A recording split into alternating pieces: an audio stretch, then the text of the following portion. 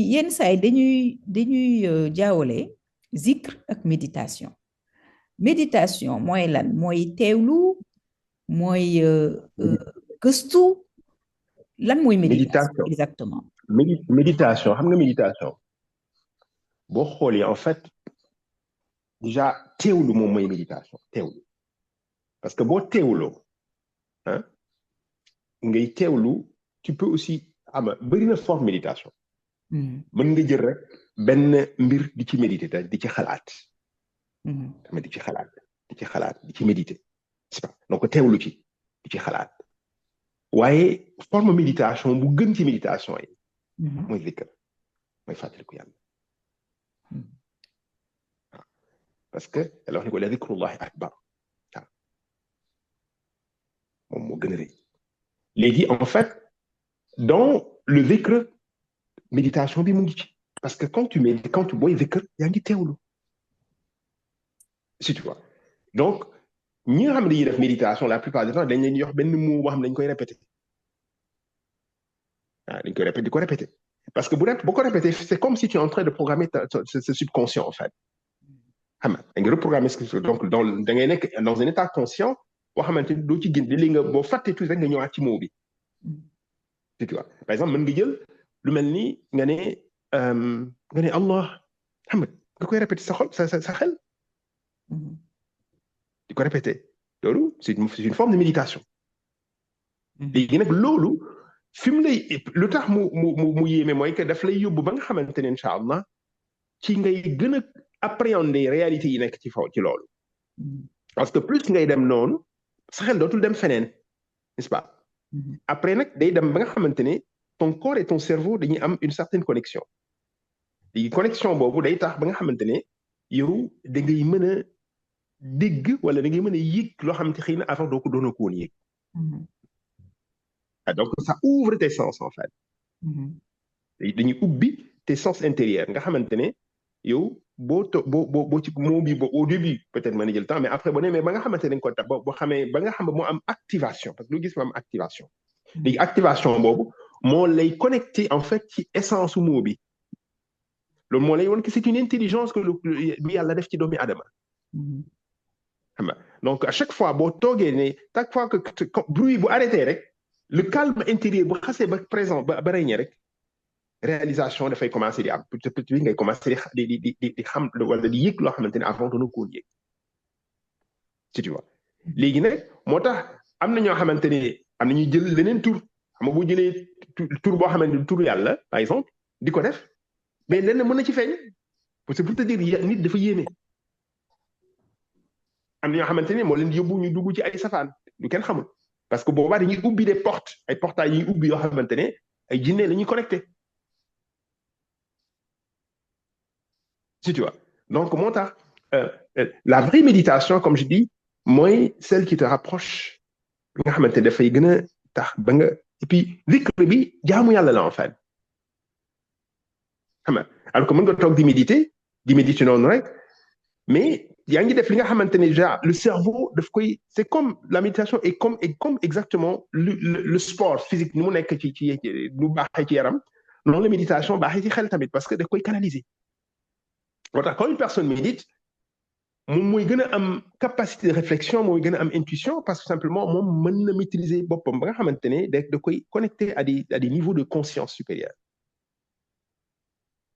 si tu vois donc pour moi la méditation côté boobu baax na trop parce que boo xoolee daf lay gën a discipliner sa cerveau sallallahu alayhi wa sallam avant Quran di wàcc bu doon dem ci grotte bi kii bi xayra foofu bu doon dem foofu ci montagne bi di kii ce qu'il faisait là-bas c'est da doon méditer c'est de la méditation toog wéet tu vois donc loolu quoi donc en fait c'est une discipline c'est quelque chose koo xamante ne ça fait partie de ce qui discipline le cerveau waaw moo tax ku mën méditation mooy gën a mën zikr tamit parce que zikr dafa laaj la capacité de pouvoir se concentrer xudur loolu mooy xam nga xudur mooy nga am concentration léegi xudur boobu plus muy yokku plus ngay gën am capacité di mën a am réalisation li ngay wut ci zikr bi xam nga istijab nangu yàlla nangul la ta force de concentration moo la koy may parce que chaque fois que tu boo tur yàlla boo tudd rek après day dem ba après day am une connexion buy établir connexion boobu day dem ba nga xamante ne après ça va manifester nga sentir de la lumière commence sentir chaleur commence lu yëpp c'est processus la bokk lu yëpp ay yëg-yëg la yoo xamante ne da nga comprendre ne que effectivement il y a quelque chose qui se produit en toi par exemple ni ma doon dikkee nii léegi bu continuer woon tuuti xëy na am ñoo xam ne dañuy nelaw lu tax c'est parce qu'effectivement am na lu muy def ci xol bi am lu muy sant lu muy yónni ci cerveau bi donc dafay calmer. Alors, moi, j'ai trouvé cette définition de la méditation.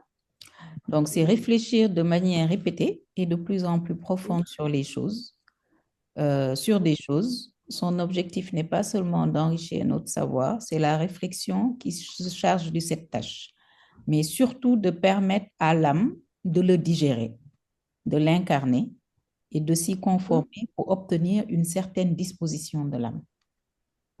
De fait, la méditation accroît la crainte de Dieu. Cette crainte redresse l'âme qui devient bienveillante à l'égard du décret de Dieu et ne souhaite que sa seule satisfaction. C'est un exercice essentiel à l'éducation spirituelle car elle permet de se conformer à la volonté divine afin de se rapprocher de lui. Donc, c'est une voie qui mène à la sagesse. Donc, moi, alors, ce que j'ai sur mes recherches, ce que j'ai fait comme recherche, par exemple, là, il y a certaines règles donc, pour faire la méditation. Voilà, donc ça, c'est des règles qui sont bien admises. Mais c'est-à-dire qu'il faut aussi une différence parce que la méditation, c'est tellement vaste, c'est un mot qui est utilisé dans plusieurs trucs. Les bouddhistes, leur méditation, beaucoup, c'est pas ça. Mais leur bouddhistes, c'est-à-dire que ils utilisent généralement que le souffle, respiration avec l'unidef. Donc, ils utilisent l'inspiration, il faut que moi, c'est ça. Donc, mais attention, Mortar, parce que moi, j'en ai vu qui utilisent cette respiration-là à un certain niveau de non, mais c'est clair. La dimension là-bas, c'est-à-dire que ça fait partie des caractéristiques de l'être humain. La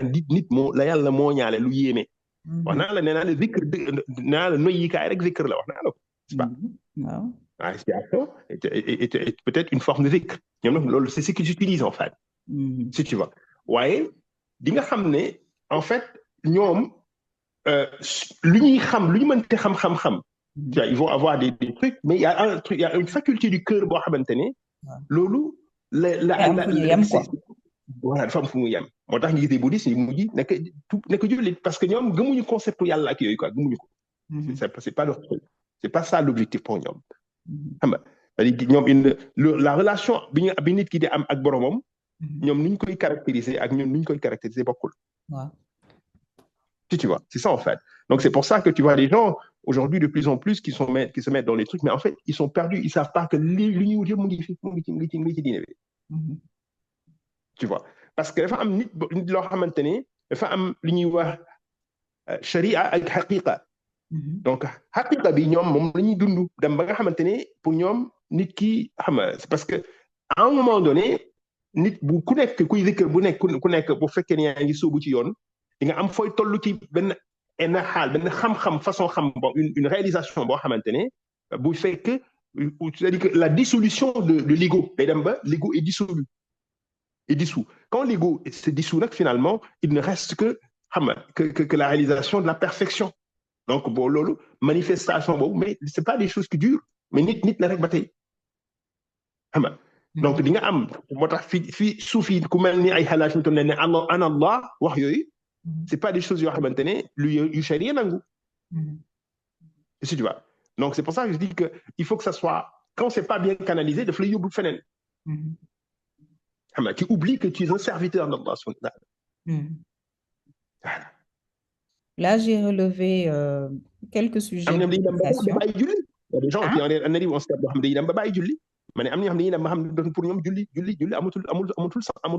sens. Je peux poser une question? Oui. Salam alaikum. Est-ce que l'éducation ne doit pas précéder cet exercice de méditation. Mais c'est exactement ça.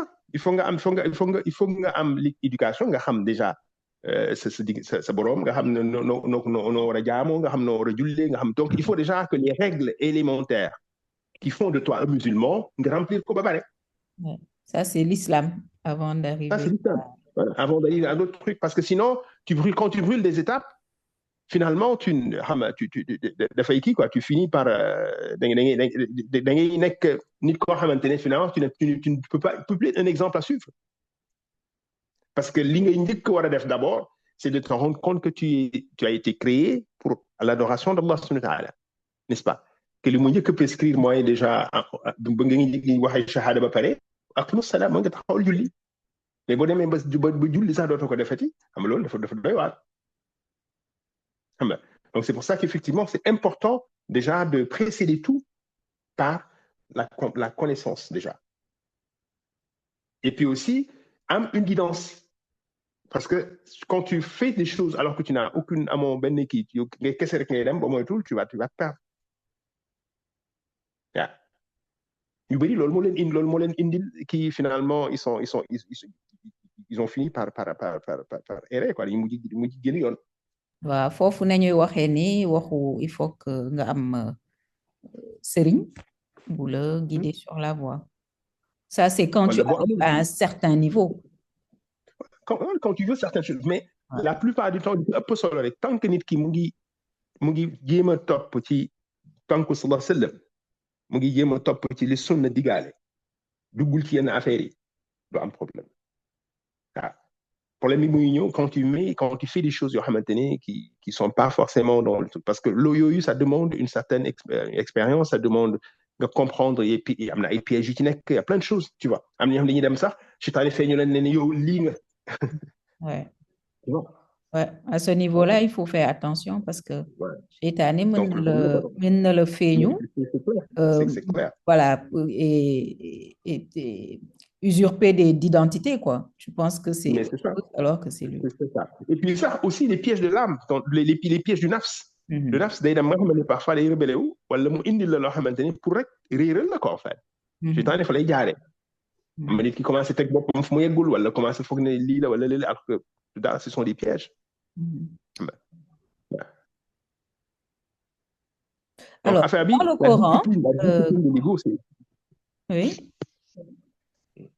Mais l'objectif yëpp, c'est la discipline de l'ego. C'est ça. Pour maîtriser l'ego. Alors, dans le Coran, à maintes reprises, il y a le menu pour qu'on réfléchisse. Voilà. Donc, cette forme de réflexion-là, est-ce que c'est ça la méditation? Ça fait partie de la méditation parce que quand tu médites, tu as une intelligence assez particulière parce que lu nekk da ngay koy mën a analyser d'une manière correcte en fait. Tu vois, parce que afala tatafakkarun, afala tadabbarun, afala ta'qilun, yooyu yëpp boo xoolee xanaa du ngeen xalaat xanaa du ngeen fettal xanaa du ngeen bàyyi xel. L'idée c'est que une fois que le cœur xam nga buy tudd yàlla, je te dis que ça éclaire le cerveau, ça éclaire l'esprit en fait. Et quand l'esprit est éclairé, l'esprit a une capacité de décodage et de transcendance et d'examination et d'observation boo xamante ni dafay mën di détecter des nuances dafay mën a xàmmee en fait. Donc loolu mooy fikr bi donc zikr bi mooy conduire au fikr xam nga donc l'intelligence, cette forme d'intelligence cette forme de réflexion bi ñu bëgg loolu moo koy indi si tu vois parce que deux facultés qui doivent être en harmonie, le cœur et le cerveau en fait.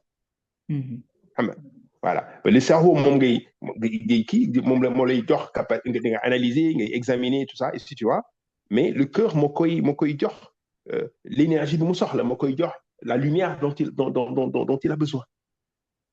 Exactement. Si tu vois. Je pense que là par exemple Sëñ Touba li mu wax fii nii que l'intimité avec Allah s'acquiert par la mention constante du nom de Dieu. Quant à la chose, elle se réalise par la méditation. Mooy li nga wax léegi. C'est ça. Zikr bi en fait mooy defar sa xol. Ubbi sa xol. Ubbi sa xol sa xel mën a kii yenn yi. C'est ça. Parce qu'en fait, Newsby, c'est une reconfiguration du cerveau. Parce que quand le cerveau est reconfiguré, vous pouvez comprendre comprendre. Parce que, et puis aussi, il y a, le cœur aussi a une certaine intelligence. Comme je te disais, il y a 40 000 neurones, n'est-ce pas? On ne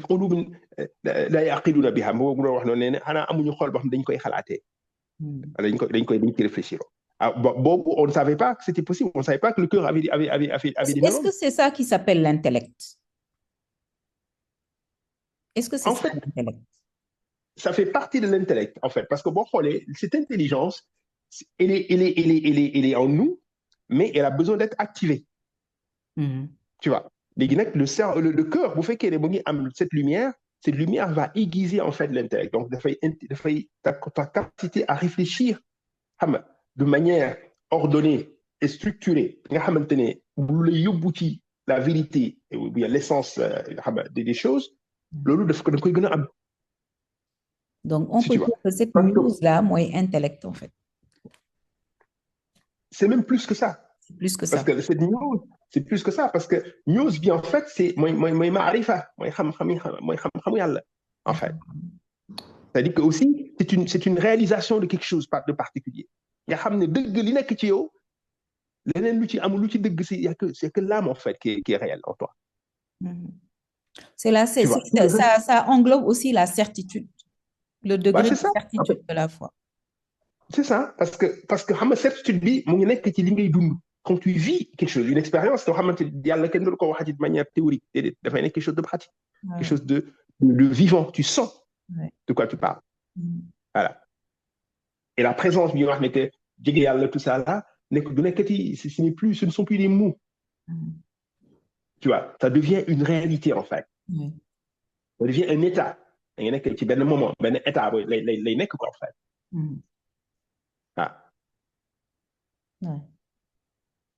Après les dem ba lépp lu bëri dootu la safati dara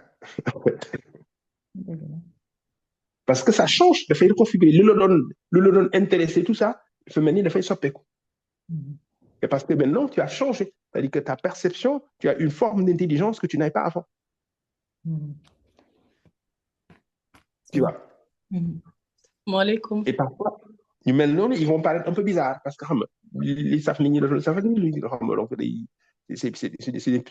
tu peux plus être la même personne que tu étais avant. Walaikum salam. Il y a une question, je pense. Oui, maa ngi leen di ziar yéen ñëpp. Fii foofu laa bëggoon dugg sëñ Mokhtar si bu ñuy nekk si yoonu jege yàlla wala dans le zikr. dafa mel ni yàlla daf ñu purifier mais suñu purifier tamit dina dindi lënt wala lëndëm lu nekk si ñun. Bien sûr. te loolu tamit buy am mën na nekk lu mu doon ay ça peut se manifester par des épreuves de la vie. Je pense que c'est important aussi, voilà, qu'on soit aussi préparé à ce genre d'épreuve. Non, mais c'est clair. Voilà, c'est ça. En réalité, parce qu'en réalité, tout ce qui... et puis aussi, le famille, comme il a dit, est-ce que nous sont les éprouvés? Tu vois, alif lam mim ahasiba an-nas an yutraku an yaqulu amanna ama hum la yaftanuna. Est-ce que nit xalaat ne dañ lay bàyyi nga ne ngëm nga sans épreuve? Donc il n'y a pas de iman sans test en fait. Donc, ça c'est le sujet de jeudi prochain avec donc le test fait partie des épreuves des choses pour que est-ce que tu es sincère dans ce que tu dis.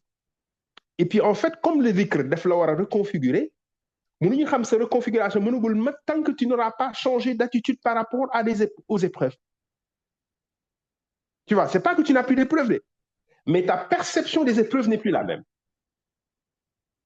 Tu vois ce que je veux dire? Donc, au fur et à mesure, ça va aiguiser, en fait, ta capacité de transcender les épreuves. Parce que dites-moi, tant que vous donnez de épreuves. Parce que c'est ça la vie, en fait. En fait, et puis, ça te transforme. Ça te transforme, parce que ça transforme ta perception des choses, en fait. n'est-ce pas? Et puis, l'utiliser, mais moi, dans cela, tu vas voir que les gens autour de toi, ils ont des comportements bizarres. Juste parce que tout simplement, il faut que moi, am changer ci yow. Est-ce que est-ce que est-ce que ça aussi c'est important parce que tout ce que le bon Dieu veut installer en toi, une expérience, une simulation des preuves pour que l'on installe. N'est-ce pas? C'est extrêmement important, effectivement, ce que tu viens de dire, que nous ramener, c'est pas une voie facilitée. C'est pour que tout simplement yàlla setal la pour nga set et puis aussi comme on dit lépp lu ñuy setal parfois dañ koy yëngal xol buñ koy setal di yëngatu bu baax a baax xam nga donc am na ñu bëri par exemple ils ont retrouvé leur proximité divine à travers les épreuves de maladie, voilà, à travers des épreuves de divorce, voilà, à travers des épreuves de kenn def leen dara, à travers des épreuves de déception, tout ça loolu yëpp c'est des choses yoo xamante ne qui sont des sources d'invitation. Et donc aussi, comme je dis, dans la purification, toujours, il faut un reconditionnement, il faut une reconfiguration. Et cette reconfiguration, pour qu'elle ait lieu, en réalité, il faudra que nous simulions des événements pour vérifier l'ordre, en fait. Parce que c'est comme si on t'apprend un muscle, on t'apprend à développer un muscle. Le muscle, la patience, ne peut se développer que par les épreuves. Patience, dit, mon moyen, lui gën a feeñal en fait que sa zikr mu ngi jaar yoon aussi parce que booy zikr dëgg sa xol dafay ubbeeku plus xol bi di ubbeeku plus ngay gën a am yaatu nga sa dënn di yaatu plus ngay gën a am capacité pour parce que la réactivité xam nga ak di nekk dans c'est-à-dire yenn attitude yu négative yoo xam boo ko xoolee parce que tu es conditionné par ton cerveau gauche. N'est-ce pas? Et plus, tu vas voir que tu vas être plus dans le mode d'opération du cerveau droit. Il faut calmement fanek. Donc, normalement, le zikr doit changer la configuration neuronale. Donc, cette susceptibilité, tout ça, il faut faire. Tu vois? Donc, le cœur doit redonner une image positive, il faut redonner en fait une force extraordinaire en fait à celui qui le fait, parce que simplement dès qu'il gagne une aptitude en fait bu mu amuloon avant, tu vois, parce que dafay gën a nekk nit ko am comme je dis les attributs divins dañuy manifester donc xuwa dafay nekk ci moom xam nga yàlla qawiyu ci tur yàlla yi la bokk. Donc moo tax sallallahu alayhi wa sallam nekk al mu'minu al qawiyyu xayrun min mu'mini daifu nee na jullit bi am pas-pas dëgër ki nga xamante ni il est fort il est meilleur que celui qui est faible. Donc zikr dafay renforcer daf lay jox encore plus de force en fait lu la jaxase lu la perturbé dootul bëreeti. Tu vois. Voilà da ngay mën a doomte xiif da ngay mën a doomte mar c'est-à-dire que ça éveille quelque chose d'extraordinaire en toi. Ouais. Voilà donc bu amee yeneen question. Comment on peut relier la fitra au thème que vous abordez aujourd'hui? La fitra, c'est cette association naturelle qu'on a. Parce que le zikr, c'est en fait un moyen de revivifier en fait ce qu'on a, le témoignage originel qu'on a fait. C'est ça. Puis ñu waxee alastu bi rabbikum yàlla waxee alastu bi rabbikum ne suis-je pas votre. Alors, pour la question, le fitre là dont tu parles, c'est quoi encore? Fitre là, c'est quoi? Fitre, c'est la nature déjà bi yàlla def ci nit ki. C'est la tendance à naturellement aller vers Dieu, c'est-à-dire à vouloir def lu baax en fait. D'accord. Ça fait partie voilà. Léegi nag quand tu fais le zikr daf koy gën a dooleel. Parce que plus ngay zikr plus loolu di yokk. Ok. Tu vois. Donc ça fait que tu n'es plus dans les contradictions. Zikr bi comme le zikr, comme je dis, ça permet d'augmenter la réflexion de la lumière divine sur le cœur. Ça permet aussi de se rapprocher, tu vois, de son essence. Donc, éventuellement, ça augmente aussi cette tendance, tu vois, à aller vers le bien. Donc, ça augmente la fitra. Yeah. Tout à fait. Parce que tout ce qui est contradictoire, ça réduit les contradictions. Tu t'éloignes de cette fitra-là. Donc, ça te rapproche de ta fitra. Donc, en tout cas, dans le Coran, Dieu nous a demandé de réfléchir sur plein de choses, notamment plein de bienfaits qu'il a accordé à l'homme. Voilà. Donc, je pense qu'on a beaucoup de sujets de méditation au regard de ce qui nous est demandé dans le Coran. Parce que en fait, la réflexion vis-à-vis de tout ça, c'est pour te remettre pour te remettre en fait dans un état qui te permet de réaliser en fait sa grandeur, sa grandeur. Tu vois, donc le lieu, ça te met dans un état de fatalité. Ça te permet de te rappeler de lui à tout instant. Parce que chaque fois que tu réfléchis sur quelque chose, ça te ramène, comme le yobu, ça te ramène vers lui. N'est-ce pas? C'est pas juste réfléchir mais réfléchir dans le but d'accroître en fait ta réalisation de ta conscience divine. Ah. Donc là, on a par exemple réfléchir sur la récompense des croyants demain, qui doit renforcer notre désir portant sur la dévotion et les efforts. Réfléchir sur le châtiment. Hein? Mais après, à un certain niveau, finalement, on se rend compte qu'on a du plaisir que dans les dhikr. Ça, c'est à un deuxième niveau. Mais il y a un premier niveau, il faut faire l'effort d'abord. C'est ça. Parce que la lumière t'englobe. Oui. À ce niveau-là. Oui, alaykoum salam. Il y a quelqu'un qui a réagi. Salam alaikum. Wa alaykoum salam, sëñ Masouran. Ziar nañ la. noo ngi siyaar sëñ Matar dat na nga def siyaar bu baax di sant bu baax alhamdulilah maa ngi nuyu boolem ñi fi nekk ñëpp sëñ Matar dama amoon ab laaj bu ma bëggoon nga dimbali ma ci tuuti dama doon laaj est-ce que mën naa ci dara kay yaakaar sëñ Masouran de déedéet dama bëggoon laaj rek waaw maanaam naka la ñuy waajalee suñu bopp ngir li ñuy sikkar ñu mën ko di yëg li ñuy tudd ñu mën ko yëg naka la ñuy maanaam ban wàccaay la ñuy def ba mën a yëg li ñuy sikkar suñu xol di ko yëg ñaareel bi laaj bi mooy naka la ñuy ràññee ku yegg ci yàlla maanaam naka nga yëgee ni yow yëg nga ci yàlla ñetteel bi laaj mooy bu ñu yeggee ci yàlla bu nopp lan fa mën a am ci ay ngëneel ñetti laaj yooyu laa bëggoon nga dimbali ma ci tuuti rek bu leerul le ma bopp léegi ci wàllu ci naka la ñuy waajalee suñu bopp pour ñu am yëg-yëg ci zikr, n'est-ce pas? waaw. En fait, le plus important li ci ëpp solo déjà muy yéene bi waaw sa yéene mu set ci intention bi nga am pour jublu sa borom pour di ko fàttaliku, n'est-ce pas?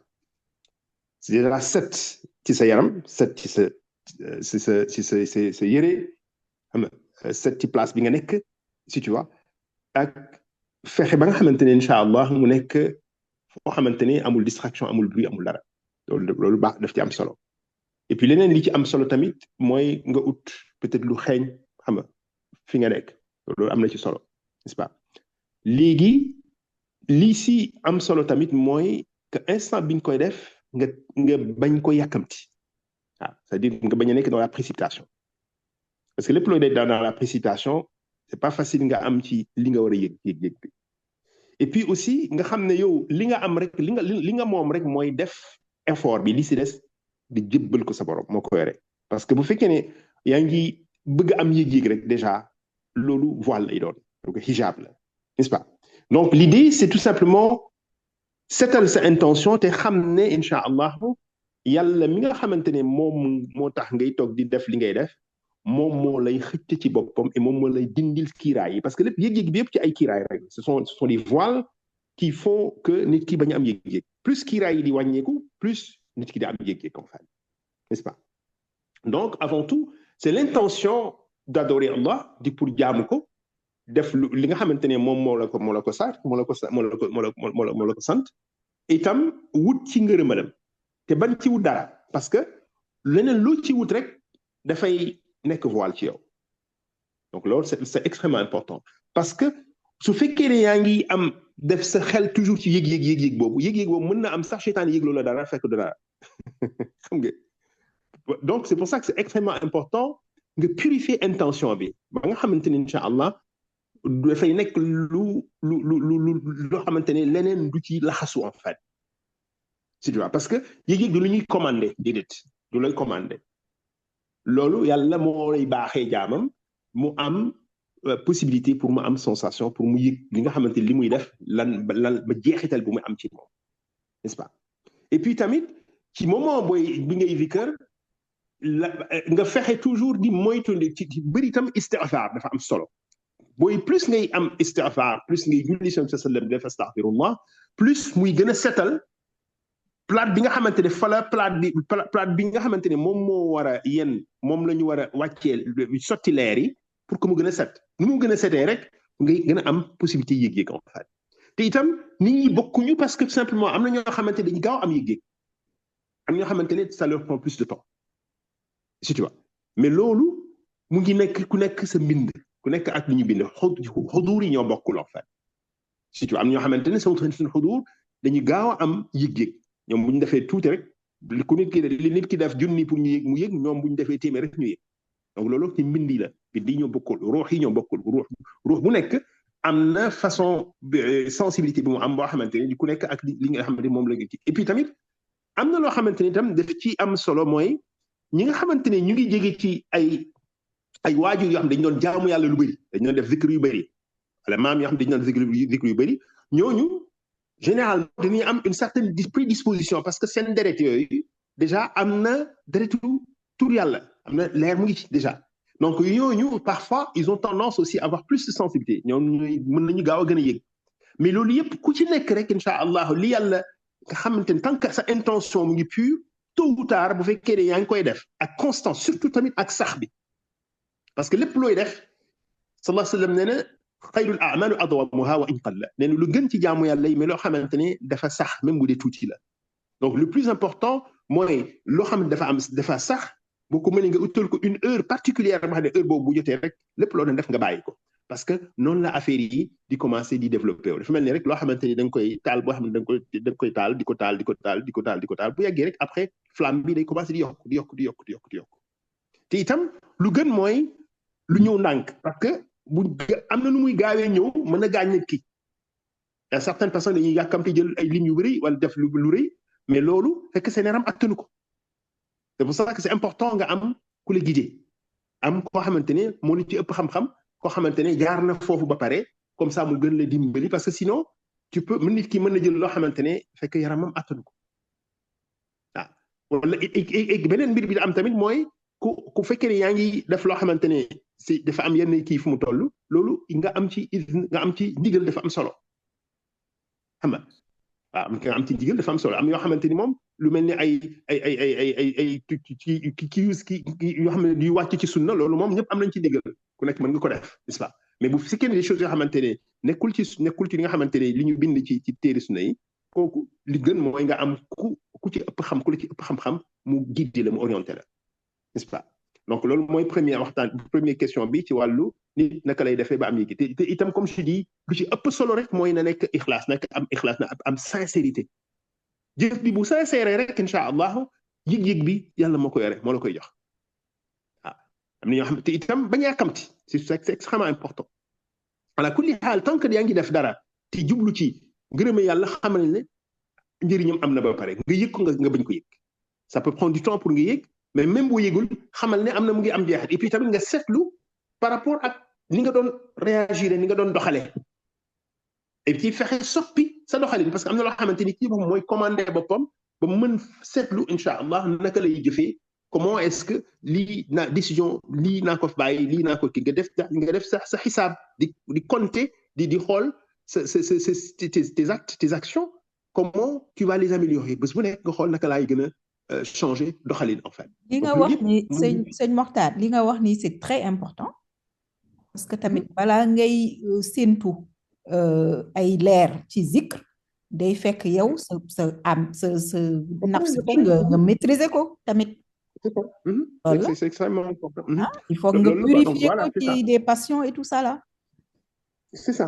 Donc loolu yëpp mu ngi ci et donc daf ci am yoo xamante ne comme je dis rek yëf yi daal na nekk lu sincère et puis nga xam ne à chaque fois que tu boo paree zikr bi ba pare foofu ngay xamee ne zikr bi est-ce que am na jeexital wala amul jeexital parce que boo ci paree ni ngay doxalee ak sa diggante ak nit ñi ak sa àddina bi foofu mooy feeñal dëgg est-ce que sa zikr bi mu ngi am effet donc avant ça nga am yëg-yëg war na am lenn loo xamante ne looy remarquer ci sa doxalin tu vois parce que c'est ça qui est important en fait l'objectif c'est de te purifier tu vois donc plus tu te purifies à travers tes actes plus li ngay zikr di am njëriñ parce que tu crées de l'espace yaa ngi créer espace pour am leer am fu mu jaar mais bu fekkee ne lépp dafa tëju ci ay ñaawteef wala ci ay wax yu ñaaw wala ci ak yu yëpp loolu leer pour mu wàcc foofu dafay jafe le temps que ça te purifie ba nga am yëg-yëg ça peut prendre du temps n'est-ce pas voilà donc là c'est première question bi deuxième question bi c'était quoi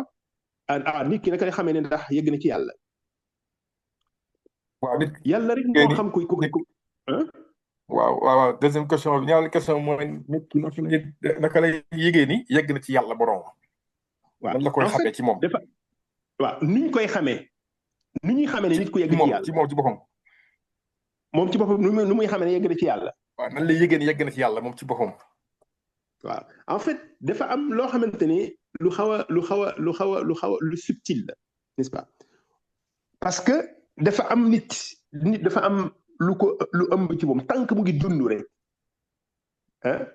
dese na liggéey tant que mu ngi dund dese na liggéey parce que sallallahu alayhi wa sallam lu ko yàlla wax ne que wa'bud rabbaka hatta ya'tiyaka al-yaqin jaamul sa borom ba certitude dikkal la te certitude nag yaqin wax nañ ne ba loolu foofu dee kese lañ koy xamee n'est-ce pas dina am ñoo xamante ne ci laps de temps bu ñu desee di dund tuuti bu leen desee ci li ñu am réalisation ñu yegg ci yàlla dem donc ça dépend des personnes ça dépend des étapes ça dépend de li nga xam ne li yàlla nam parce que yàlla mooy xëcc nit ci boppam n'est-ce pas léegi nag yegg ci yàlla bi dëgg pour man niñ koy gën a xamee mooy que nit ki moom ci boppam mu xool nan la mel ak jaamu yàlla yi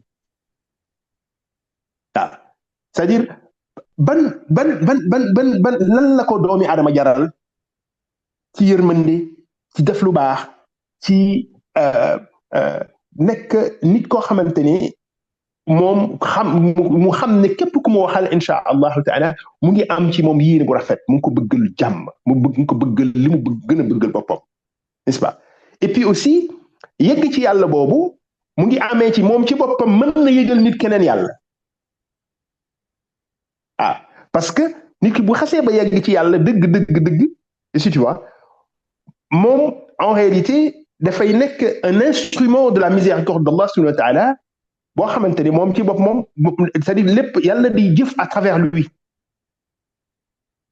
yàlla day jëf à travers moom en fait n'est-ce pas donc kooku généralement dafay am melokaan bu muy am boo xamante ne xuduuram rek day fàttali ki yàlla xuduuram ça c'est que soo toog ak moom rek déjà dafay am lu muy dafa am nit ñi dafa am lu ñuy yëg ci moom dañuy yëg ci moom dara dañuy yëg ci moom loo xam ne daf leen di dalal yëg ci moom loo xam ne daf leen di may kii ñu am benn genre sakina boo xamante ne dafay jéggi dayo itam nit ñi bu ñu ñëwee ci moom dañuy gën a bëgg a góorgóorlu ci yàlla parce que dafa mel ni dafa am lu leen di branché dafa mel ni dafa am loo xamante ne moom dafa am ay leer yi nga xamante ne yu bàyyi ko ci borom bi di wàcc ci moom si tu vois léegi kooku finalement dafay mujj nekk une source de lumière pour les autres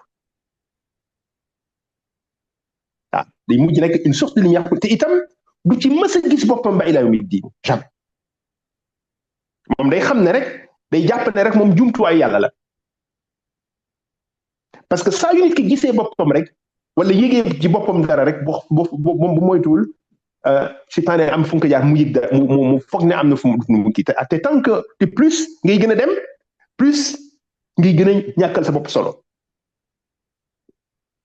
parce que plus ngay gën a dem plus ngay en rendre compte que piège yi nga xamante ni à chaque fois nafs mën na la ko kii parce que nafs du la bàyyi tant que yaa ngi dund du bàyyi te seytaane itam noonu la du bàyyi n'est-ce pas donc am une certaine rigueur boo xamante ni bu muy imposer ci boppam toujours du wóolu afa aminu makrallah donc du wóolu parce que xamuloo tant que yaa ngi dund des na tant que yaa ngi dund des na parce que à tout moment nit yi yéeg am na ñoo xam ne yéegoon nañ ba kii dëgg daano ci suuf subhanallah donc lu doy waar la quoi donc c'est quelque chose loo xamante ne nit yàlla yu bëri loolu dañ koy moytandiku dañuy jàpp ne rek dese nañ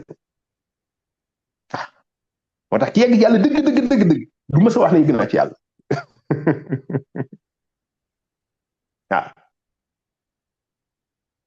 moom day jëf rek il laisse ses actes agir pour lui mais moom du wax parce que day ragal leneen laxaw ci loolu nag sama xam-xam la sama kii la sama gis-gis la en fait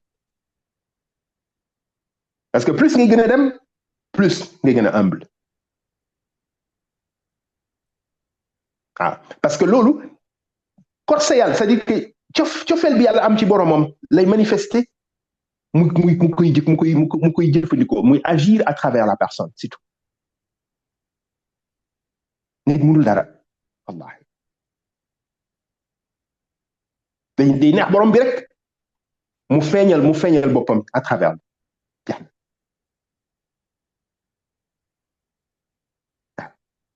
bien sûr nit ki day def góorgóorlu ak yëpp mais lépp même sa góorgóorlu yëpp bul foog ne sa bopp la déedéet wa ma tashaa'una illa an yasha Allah wallahi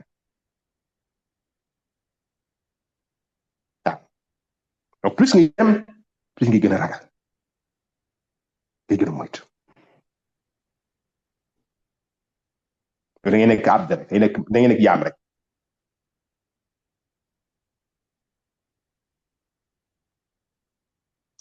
la moo nekkoon troisième bi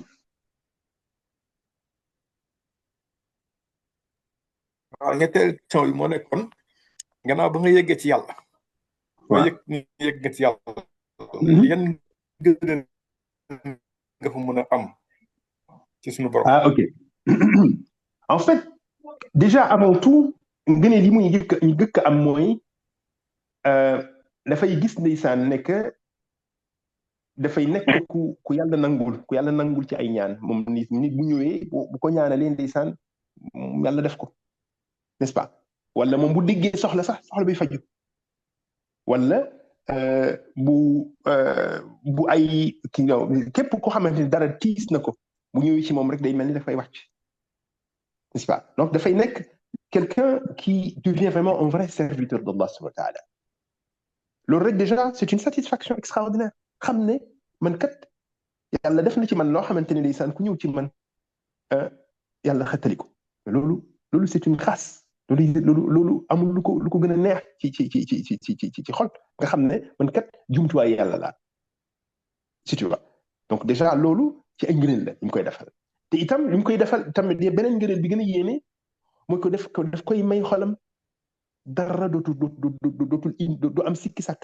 dara c'est-à-dire que dootul amati ay doute n'est-ce pas te foo ko fekk macha allah mu ngi ci jàmm mu ngi am sikina mu ngi am timkin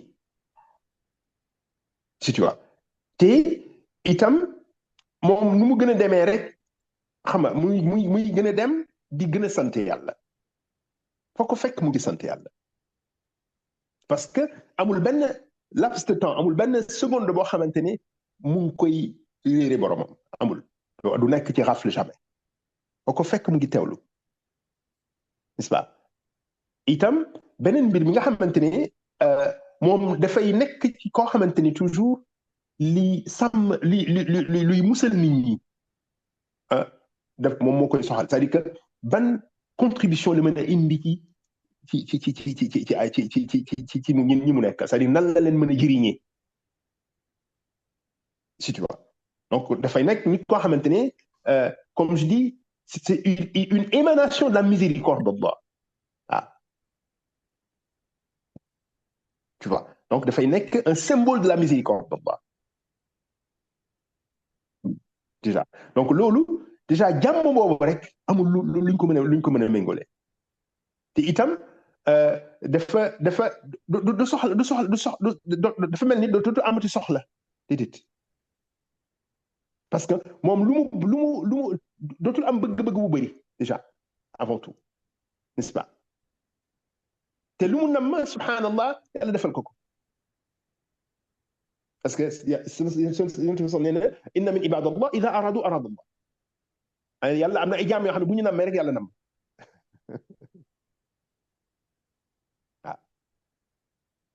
bu ñu nammee rek yàlla nam donc kooku dafay nekk ci état boo xamante ni état wu yiw ak jàmm lay nekk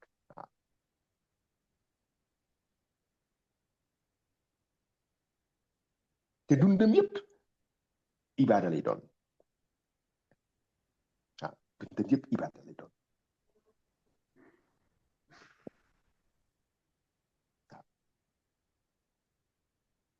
te am pas-pas macha allah te am pas-pas parce que leer yi muy canaliser leer yooyu macha allah daf koy gën a dundal tout le temps jëf ju baax dafa yomb loolu sax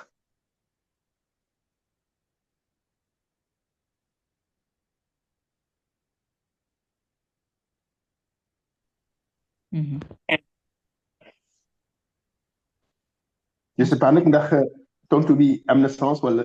waaw sëñ Massourang dañ ci bëgg dolli dara wala tontu leer. sëñ Matar.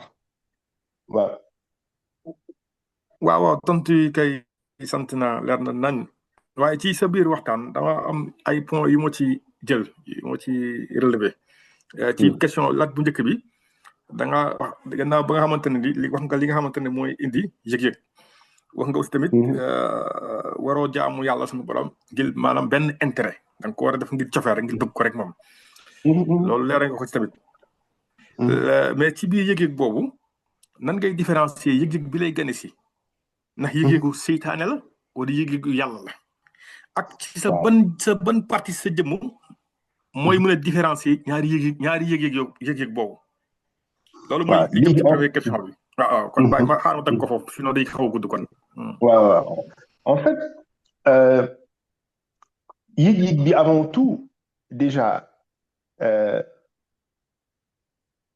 nga ne naka ngay différencier yëg-yëg bi jóge ci yàlla ak yëgu seytaane. waaw n'est-ce pas waaw. xam nga loolu nga jëkk xam nga waaw xam nga da nga ne mën nga am ay yëg-yëg.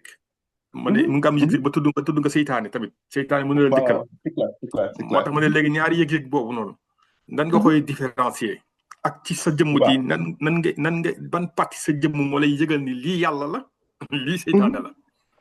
waaw léegi dafa am loo xamante ne di nga gis ne que au début booy zikr léegi nga jékki-jékki parfois mu mel ni nga sentir luy jam sa yaram wala nga sentir luy metti wala genre yu mel noonu n'est-ce pas. loolu yëpp généralement boo ko xoolee ay parce que parfois nit li ko ëmb dafa bëri am na ay lëndëm yu nekk ci nit parfois bu fekkee ne loolu mu ngi dañ di nga sentir douleur n'est-ce pas loolu nag boo moytu rek da ngay bàyyi da nga arrêté alors que foofu da nga war a continuer n'est-ce pas waaw parce que en fait li tax loolu c'est parce qu'effectivement dafa am luy dañ dafa am luy set dafa am lu ñuy setal léegi bu ñu koy setal nag parfois ça peut faire mal nga jékki-jékki mel ni ay puso la ñuy dem sa yaram wala mel ni nga sentir des tàngoor tout ça ce sont des épreuves yoo xamante ne ci biir affaire bi la bokk en fait tu vois yow tant que yaa ngi bàyyi xel ci li ngay def rek loolu moo ci am solo tu vois parce que am na ñoo xamante ne dañuy dem ba nga xamante ne bu ñu demee ba affaire bi kii noonu dañ commencé tiitaange bu xasee ñëw rek xamal ne seytaane la parce que seytaane lu muy bëgg mooy te kii la jaxase la pour nga bañ a continuer li ngay def n'est-ce pas donc tant que yaa ngi jublu si yàlla warootoo am lan lu ci tëti parce que amul lenn luy loraate amul lenn lu dul yàlla n'est-ce pas donc loolu boo ko comprendre nga xam loolu boo ko commencé sentir rek bul bàyyi mu lay jaaxal parce que ñoo xam ne was leen di indil en fait mais man kat su ma defee lii rek mu def ma lii fekk alors yooyu yëpp c'est juste pour kii la rek c'est pour te bloquer pour nga bañ a continuer en fait waaye bu góorgóorlu tuuti moo tax am ku lay dimbali baax na trop parce que da lay mën dimbali nga am courage en fait parce que dafa am loo xamante ni sa xol bi il faut que nga am courage bu lu bëri il faut nga mën a am patience bii tax ba nga xamante ne du loo yëg rek nga commencé di ci bàyyi xel trop et puis aussi c'est extrêmement important canaliser l'esprit parce que dina am sensation yoo xamante ni c'est des sensations passagères il faut que nga xam ne yëpp c'est des choses passagères day yàlla du nekkul lu sax n'est-ce pas léegi nag au fur et à mesure da ngay dem ba nga xamante ne boo commencé sentir sa xol commencé féex nga commencé yëg dal nga commencé sax ba dem ba dootu xamati heure bu jot si tu vois parce que tout simplement moment yooyu tu es tellement bien yaa ngi nekk ci état boo xamante ne état wu gën a teewlu ci sa borom ba daf lay génnee ci état wu xalaat dootoo xalaat tu n'es plus tu n'es plus conditionné par le cerveau parce que cerveau daf la bëgg toujours di la contrôler dafay bëgg toujours di la protéger en fait alors que pour nga mën a avancer dëgg-dëgg il faut que moom ci boppam mu génne la ci ay xalaat il faut que mu mën dal lépp loo yëg ci sa yaram bu ko sax faale continuer def li ngay def c'est exactement ça parce que en fait li ci ëpp solo mooy comment tu vas être en tant qu'individu boo paree zikr bi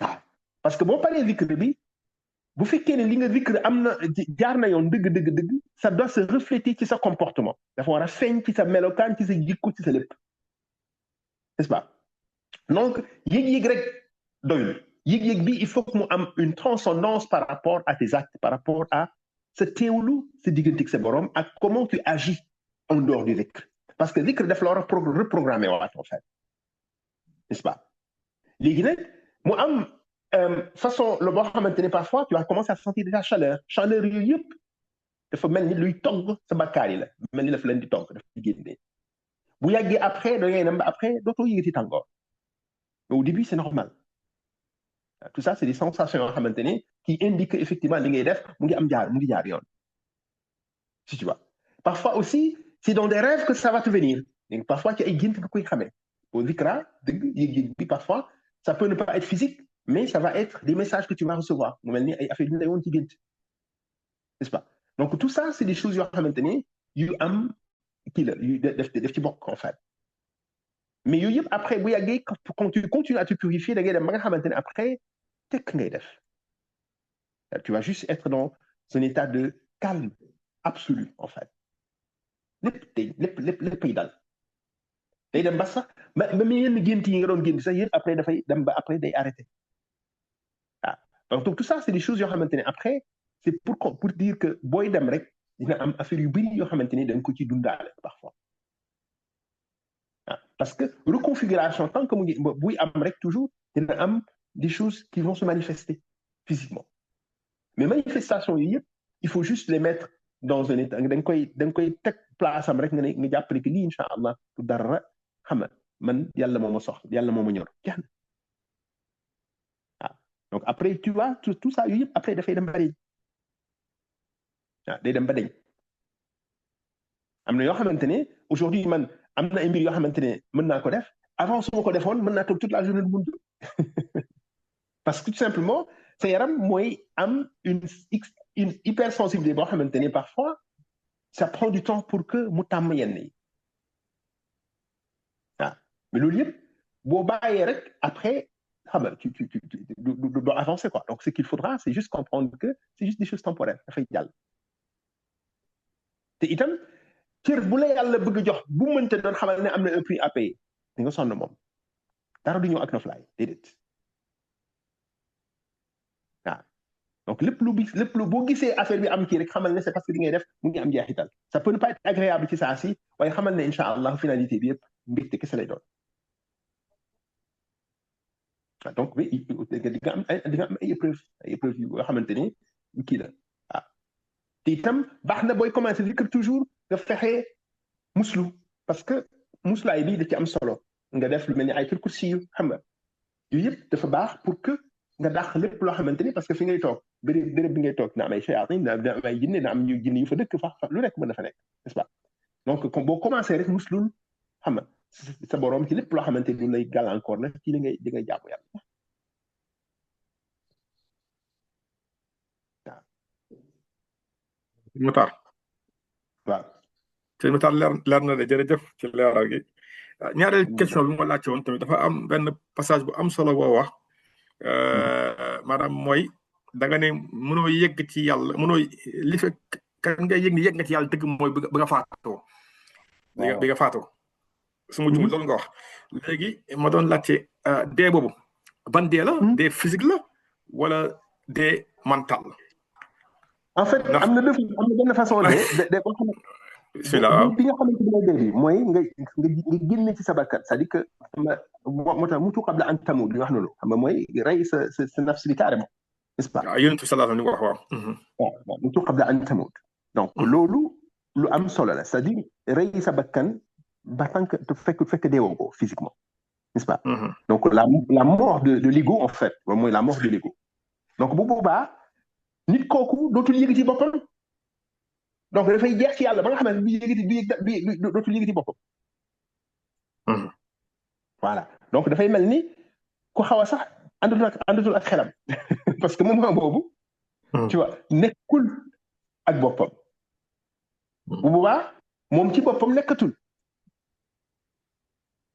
n'est-ce pas xam nga kooku mënu xamatul dara kooku yàlla kooku c'est-à-dire que ci ay jëfam rek lañ koy xamee voilà donc moo tax ma ne nit ki tant que mu ngi ànd ak xelam rek ci di continuer di dund na jàpp ne dese na loolu moo gën a wóor ah parce que comme on l'a dit wa'bud rabbaka hatta ya'tiyaka al-yaqin waaw moom ay jëfam rek la ñuy xamee ne yeggaayam waaye du loo xamante ni nit ki dinañ gis ci loo xamante lu kii c'est-à-dire que ce sont les actes qui vont servir de boussole moo koy servir de boussole en fait waaye lu ñuy dund la yàlla dañ koy dund waaw ci dund boobu nag dafa am melokaan lu muy def waaw nit ki ne am loo xamante ni nag xam dootu day dem ba nga xamante ni dara dootu ko safati dara rien yàlla rek koy saf dara dootu ko safati mbiru àddina dara dootu ko ci kii déedéet il n'agit que par Dieu il n'agit que pour Dieu waaw dootul wuti ci dara pour luy neex bakkanam déedéet sëñ Matar waaw gaa yi baax yooyu nga xamante ne xas nañ ba yegg ci à ce niveau de réalisation spirituelle ñooñu ndax amul tamit ab maanaam kaaraange bu suñu borom di def ci ñoom ba mën leen aussi tamit muccal ba dootuñu yàqooti tamit ndax comme yoon bi ñu jaar dafa metti ba yegg ci yàlla dund épreuve yu metti ndax suñu borom dina leen bàyyi noonu rek nga xamante ne seytaan day amat ci ñoom wàll pour yàqal leen wala dina leen muur benn maanaam malaanu suturaam gi nga xamante ne da leen di protéger contre seytaane ba xam dootu mën a yàqooti ndax damaa mës a dégg benn góor yàlla boo mës a wax ne ma seytaane mën na topp waliwu yàlla kamal ba 7e asamaan juróom-ñaari asamaan di ko dàq ji pour jàpp ko pour yàqal ko bu ko mënul jot mu jël biddéew di ko sànni ba ndabam daal di tuuru mooy indi waliwu bu yàqulee donc juróom-ñaari asamaan dafa kawe loolu moo tax laajte ndax gaa yu baax yooyu bu ñu yeggee ci niveau yooyu noonu ndax amul suñu borom di indi comme kiraay comme bouclier maanaam lu mel ni ay maxarijan mbaa yàlla wala boyal xeet yooyu dal loolu laa bëggoon nga dimbali ci tuuti. waaw parce que en fait boo gisee mooy moo tax ma ne lu leen di gën a musal mooy déjà toujours ñu am vigilance en fait te boo xamee borom bi toujours da ngay nekk vigilant te xam ne moom moo may seytaane doole bi mu am n'est-ce pas donc vigilance boobu déjà mooy la première arme déjà bi ñuy am c'est-à-dire dañuy toujours bàyyi xel xam nga c'est-à-dire que fattaxiduhu aduwa ash-shaytaanu aduwwun lakum fattaxiduhu aduwa léegi xam ne seytaane seen noonu la n'est-ce pas donc yàlla wax ne ash-shaytaanu aduwwun lakum seytaane seen kii la seen noonu la fattaxiduhu aduwa léegi sa noonu nag doo xaar bu mu attaqué la yow foo toll rek yaa ngi muslu ci ay pexem donc ñoom moo tax ci seen azkaar yi ci seen jaamu yàlla yi ñuy def toujours am nañ ci yoo xamante ay taxsinaat lay doon taxsin mooy loo xamante ni daf leen di dañ ciy musluwaale ay muslaay lay doon yoo xamante toujours dañ ciy bàyyi xel te boo xoolee sax lu ëpp ci seen ñaan yi ay muslaay la en réalité n'est-ce pas parce que am na foo xamante ne boo fa tolloo dootoo soxlati kii c'est-à-dire que tu as juste besoin de te protéger de lépp lu lay gàllankoor ci luy wàccee ak luy indi benn genre luy tàqal sa diggante ak sa borom waaw loolu lu am solo la si ñoom donc c'est pour ça que lu ci ëpp solo comme je dis la vigilance et puis toujours di muslu bara sallallahu alayhi wa sallam boo xoolee ci ñaan yu bëri ay muslaay la n'est-ce pas a'udhu bi kalimati llahi tammati min sharri ma khalaq bismillahi la yadurru ma ismihi shay'un fi samaa'i saka même hatta moom sax da doon musul sakantuma keneen sakantuma wali bu mënte doon donc moo tax ci azkaar yi loolu def ci bokk xam nga ci azkaar yi loolu def ci bokk loolu tax c'est extrêmement important que nit ki toujours nekk dans la vigilance et puis am loo xamante daf ko utiliser toujours di sax ci di def barrage parce que ñoom ñooy dañuy defal seen bopp benn sanctuaire boo xamante ne yàlla moo leen dimbali sanctuaire boobu mooy leen di musal ci lépp loo xam ne daf leen di wàccee te comme je dis aussi encore dañuy fexe toujours di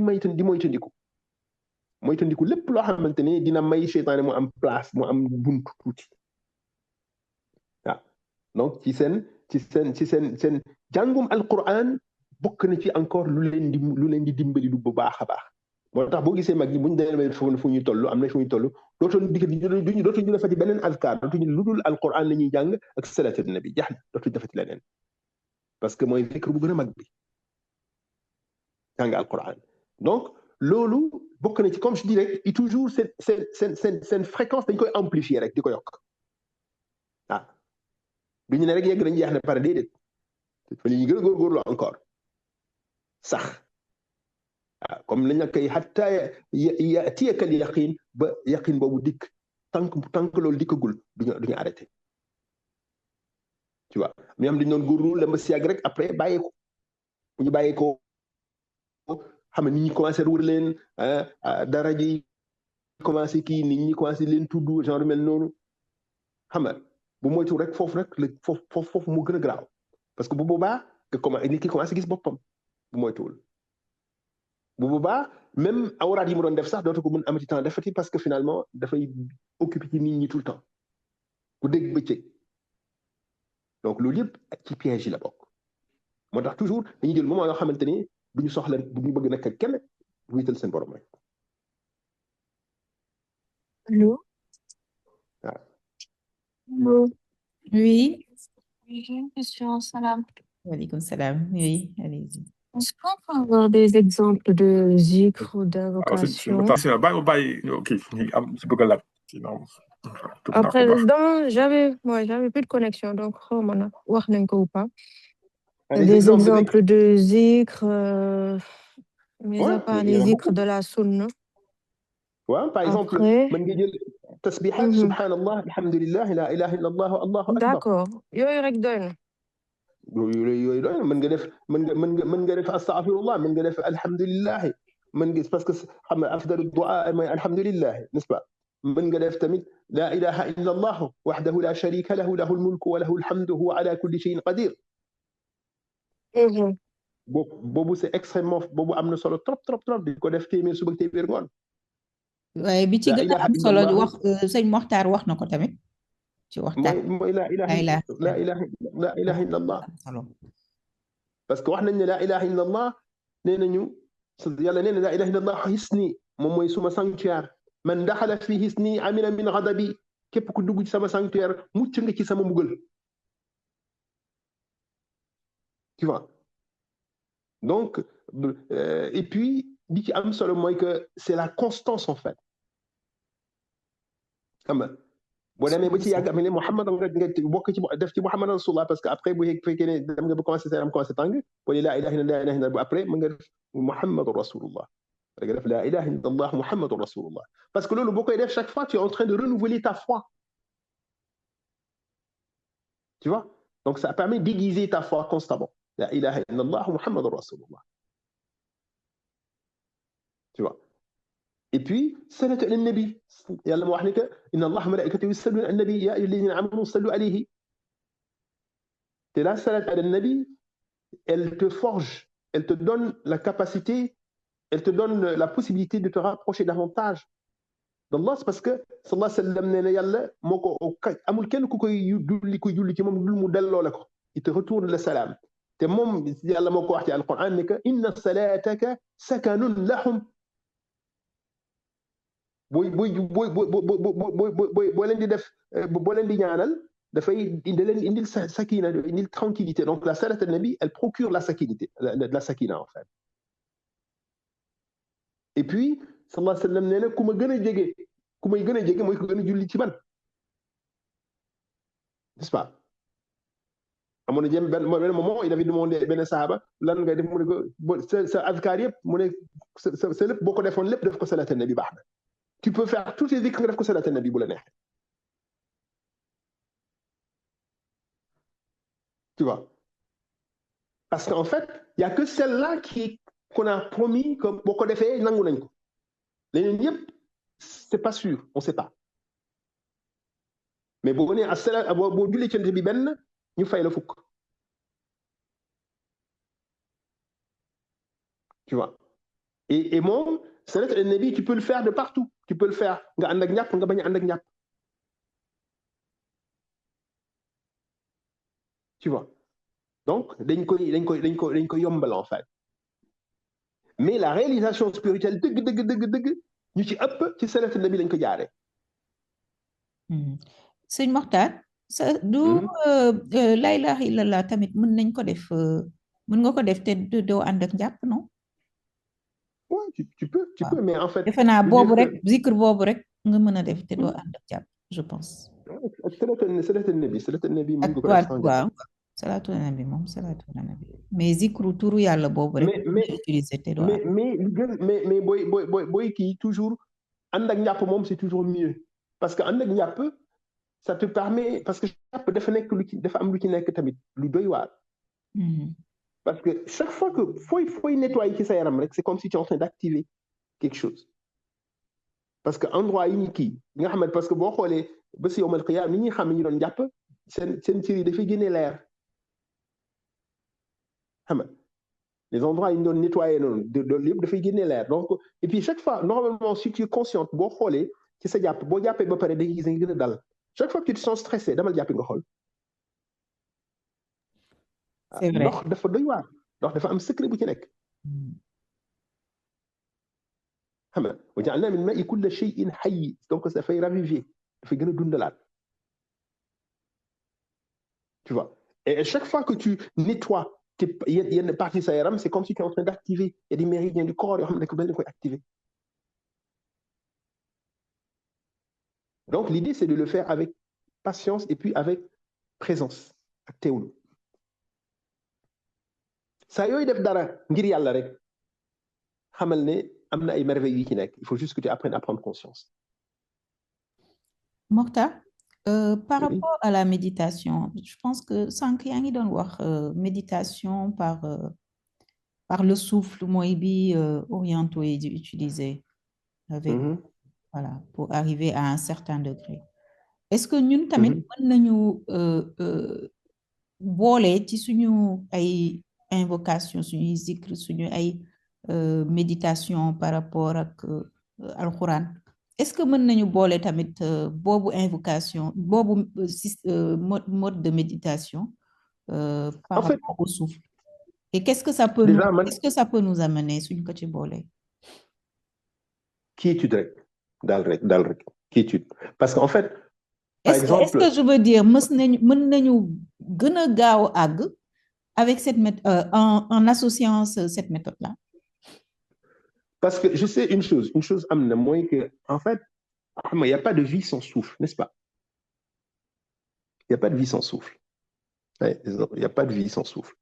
Léegi c'est qu'il faut c'est comprendre que chaque fois que quand tu respires consciemment, quand tu respires avec conscience, que tu prêtes attention nga xam ne lii may noyyiloo nii fi mu jógee yàlla la tu es en train de faire un zikr, un zikr. Parce que zikr bi mooy teewlu ci nga xam ne lii source am, c'est ça qui me maintient en vie en fait. Ouais. La source de ton souffle, c'est le divin, c'est Allah subhanahu wa ta'ala. Et puis aussi, qu'est-ce que ça fait? On va faire un petit exercice par exemple. Tout le monde peut fermer les yeux s'il vous plaît. On va juste facilement connaître que tu respirais tout simplement naturellement. Tu inspires, tu sens l'air, et puis tu expires que par le nez, par exemple. On va faire peut-être 1 minute de rôle.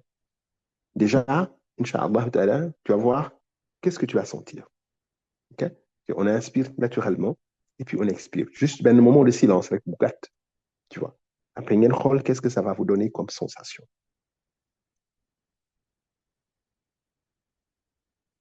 On commence. Donc, on ferme les yeux et puis on respire naturellement. Combien de secondes? Inspirer, expirer. Tu expires. N'oubliez me compter. Tu ne contrôles rien. Tu le fais. Tu inspires, tu expires. Tu n'essaies pas de contrôler, en fait. Laisse les choses venir naturellement.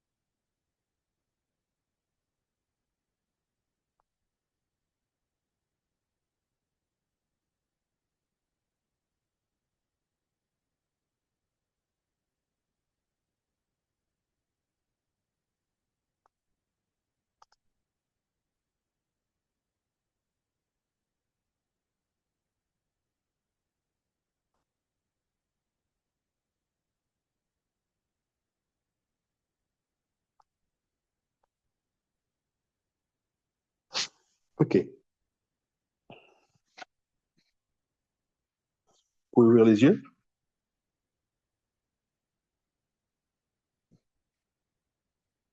Est-ce que quelqu'un peut décrire les sentir?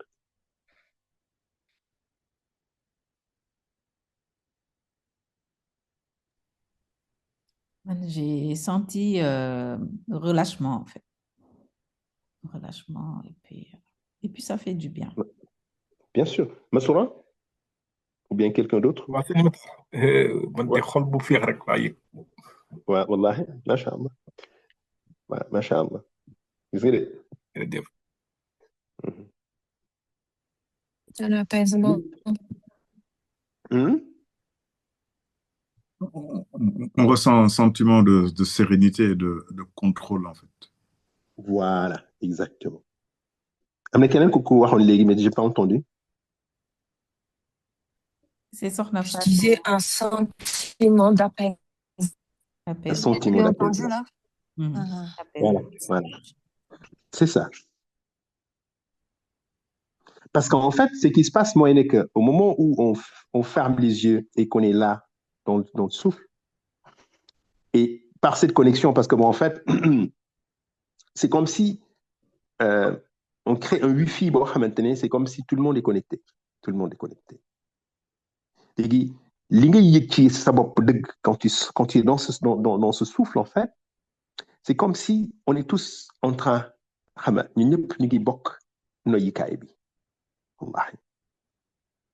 parce que nos âmes sont tous connectées en réalité. Il n'y a pas de séparation. Moi, je peux, par mon souffle, alhamdulillah, apaiser des centaines de personnes en même temps. Parce que nous peut beaucoup faire. Tu vois. Donc, la seule distraction de l'Amérique, moi, c'est ce qui nous permet c'est ce qui nous empêche de prendre conscience de la force, subhanallah, qui dort en nous. Par rapport à ce que tu disais, ici, voilà, Seigne Touba l'a bien dit ici, que le meilleur djihad consiste à empêcher l'esprit de s'occuper de ce qui ne lui incombe pas. Et c'est la chose la plus difficile.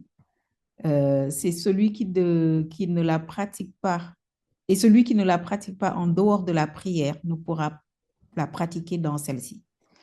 Mais si vous avez remarqué, au moment où vous aviez les yeux fermés, oui. Presque au début, peut-être ça mais après, tu as l'impression que tu ne penses même plus. Est-ce que tu as remarqué ça? Tu penses plus. Voilà. Parce que c'est ça, en fait. C'est ça l'objectif.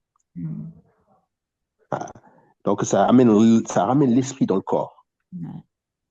Ça fait d'autres d'un phénomène. Tu vois. Donc, tu crées un état d'harmonie, en fait. Ce roi, ça rôle lep.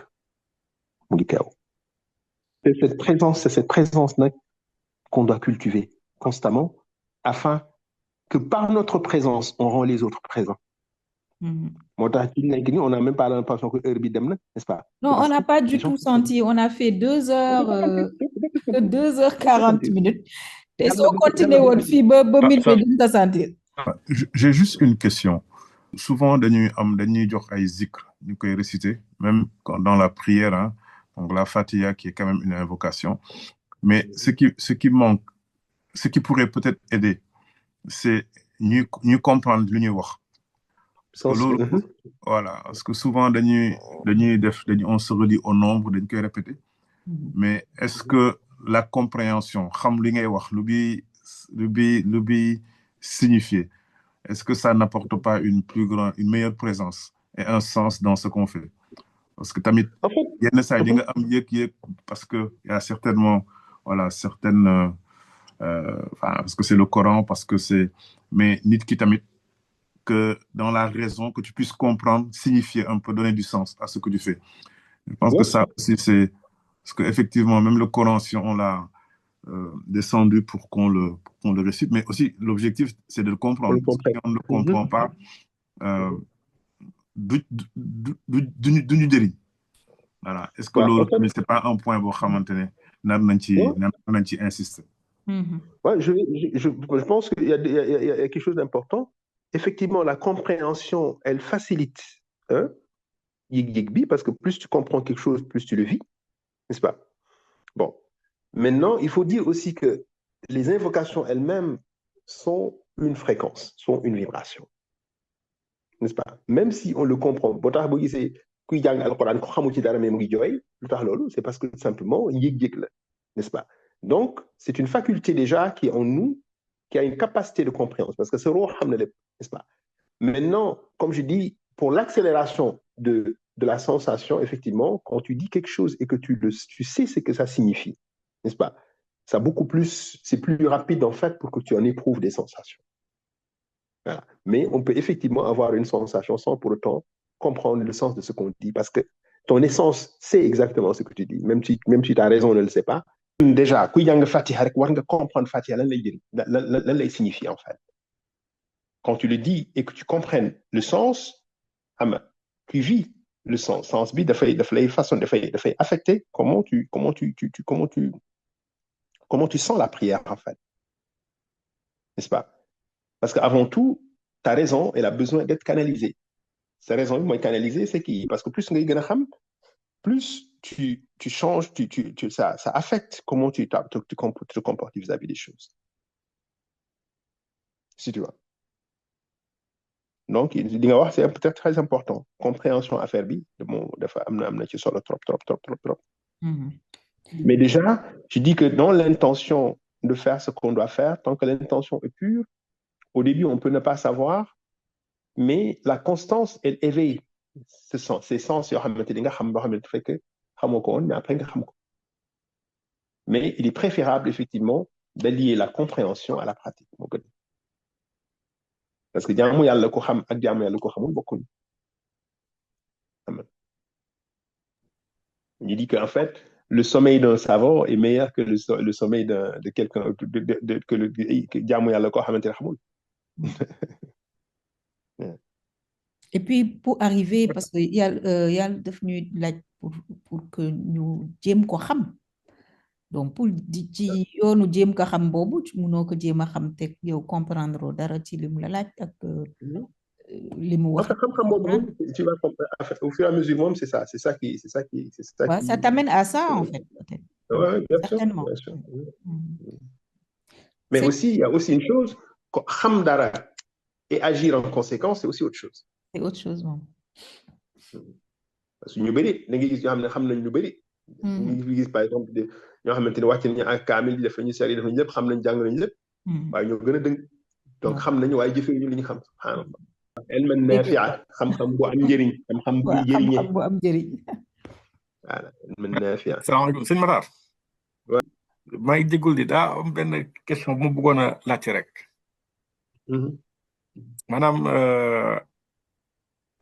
maanaam plaire nit ñi neex nit ñi. wala neex yàlla. ban moo gën ci ñun. ak naka la ñuy def ba neex yàlla suñu borom. neex yàlla moom topp ci ndigalam rek la. topp ndigalu yàlla mooy indi nga am ridallah donc nga neex yàlla. léegi topp yàlla ak yonente bi sallallahu alayhi wasallam ak digle yonente bi sallallahu alayhi wasallam n'est-ce pas. donc def sa jëf yu rafet leer yi ngay accumuler jëf yu rafet yi ngay def ak jaamu yàlla yi ngay jaamu moom moo lay indil radiyallahu anhu wa radu anhu mooy tax nga neex yàlla yàlla neex la n'est-ce pas. donc loolu moo koy indi léegi nag neex nit ñi bu yàlla bu la neex yàlla boo ko neexee rek mooy wàcc mooy tudd mooy wax Jibril diw kat neex na ma yow itam na la neex mu wàccee Jibril tam woo malaayka yi wax leen ko léegi nag ñu wàccee tamit benn voix boo xamante ni ci nekk ci suuf si képp ku yàlla nammal jàmm bu ko gisee rek yow da nga koy neex mënu ci dara loolu mooy xabul yàlla nañu nangul la ak ni ñu sopp la dañ lay sopp parce que sopp bu cofeel boobu ci yàlla la jóge yàlla moo la sopp bu la yàlla soppee rek insha allahu taala nit ñi sopp la parce que boo toppee di bëgg li pour chercher l'amour des créatures da ngay sonal sa bopp parce que en réalité ñoom yàlla moo yore seen xol yi moo koy orienté fu ko neex kon kay na nga dem ci ki nga xamante ni mooy orienté xol yi rek jax na n'est-ce pas parce que sinon tu vas être esclave ci loolu da ngay dem nga xamante ne da nga ciy dépendance day indi en fait et loolu c'est égo donc loolu nafs bi bakkan bi moom lay dundal parce que bakkan dafa bëgg ko yëg n'est-ce pas alors que léegi nag bu fekkee ne yow yëg-yëgu yàlla moo la ëppal solo incha allah da ngay gis ne que après nit ñi buñ la yëgee buñ la yëgul du la wàññi dara parce que nit koo xamante ne yàlla namul ci moom yiw mënu la yëg am na sax yenn kii yoo xamante ne bu fekkee ne yaa ngi ci góorgóorlu bu baax a baax ñu bëri dañ lay daw parce que bu boobaa du ngeen méngoo ay bëgg-bëgg képp ku dara ku ci naafeq nekk ci moom wala képp koo xamante ne dara mbiram setul du ngeen mën a toog yàlla daf lay setal daf lay sàmm ba nga xamante ne daf lay sàmmal ñi ngay toogal ak fi ngay toog du fu nekk ngay dem du ku nekk ngay waxal déedéet donc c'est extrêmement important parce que loolu bu fekkee ne defloo ko rek am na ñoo xamante ne seeni lëndëm mën na la yóbbaale donc loolu moo tax ma ne c'est important effectivement de ne chercher que à faire plaisir à Allah subhanahu wa ta'ala itam képp koy bëggal nga xam ne ngir yàlla nga koy bëggalee du ngir bàkkaram parce que ngërëmal yàlla nga ciy wutoo ci def lu ko neex da nga ci wut rek def lu neex yàlla parce que xam na ne yàlla moo wax ne que wala yansurna allaha man yansuru képp koo xam ne yaa ngi dimbali yàlla ci diine bi incha allah ci sa acte ci sa jëf ci sa lépp yàlla moom incha allah moo lay dimbali donc yàlla bu la ñoree dëgg-dëgg bu la safee da nga xam ne moom saf na la dëgg incha allahu taala dootoo faale nit ñi buñ la saka buñ la saful parce que tout simplement da ngay xam ne moo leen di wëlbati nu ko neexee au début sax boo fekkee ne yaa ngi ci yoon bi nit ñi mën nañ la daw c'est normal parce que yàlla daf koy def pour tout simplement purifier la parce que association bi nga xamante ne dañ koy am ak nit ñi dafay nekk lu bëri mën na la tardel si sa yoon. waaw sëñ Matar dama gis jamono ji ñu toll nii ñu bëri amatuñu yitteewu yàlla neex leen wala ñu neex yàlla waaye ñoom dañuy jëm ci diggante nu leen nit ñi di nu ñuy neexee nit ñi maanaam bëgg ndam bu ëpp aussi est-ce que tamit bokkul ci maanaam bakken aussi maanaam bëgg ndam foo toll bëgg ndam. loolu yëpp ci piège bakkan la bokk loolu yëpp ci piège bakkan xam nga bëgg ko la yëg bëgg ko la kii loolu yëpp orgueil lay indi ci nit. su doomi Adama dafa bëgg ko yëg naturellement léegi bëgg ko la yëg boobu moo lay indil parce que simplement dafay kii sa ego c'est ton ego que ça glorifie en fait te loolu ci xeetu bokkaale la bokk xam nga bëgg ko la tudd ba mu ëpp bëgg ko la yëg ba mu ëpp loolu yëpp xam nga après yow da nga waroon gis xam ne incha allah loolu yàlla moo ko yelloo léegi nag yàlla bu la teralee bu la fonkee nga am na lu mu lay dénk ci ay ci attribut yu rafet attribut am yi boobaa nit ñi bu ñu la gisee dañ lay jox cër mais cër boobu bul foog ne yow la déedéet yow yàlla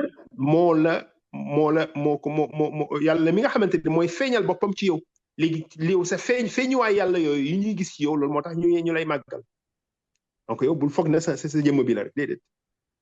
jërëjëf yaar na jërëjëf. jërëjëf sëñ Matar.